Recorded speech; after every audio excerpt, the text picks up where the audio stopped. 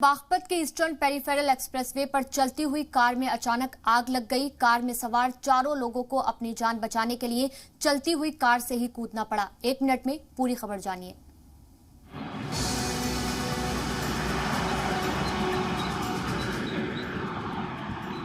जलती हुई कार का ये नजारा दरअसल बागपत के ईस्टर्न पेरिफेरल एक्सप्रेसवे का है। एक्सप्रेसवे पर दौड़ रही इस कार में अचानक आग लग गई और देखते ही देखते पूरी कार जलकर राख हो गई।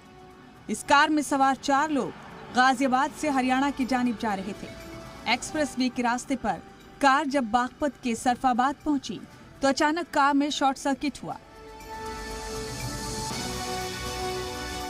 इससे पहले कि कार ड्राइवर कुछ समझ पाते उसमें आग लग गई।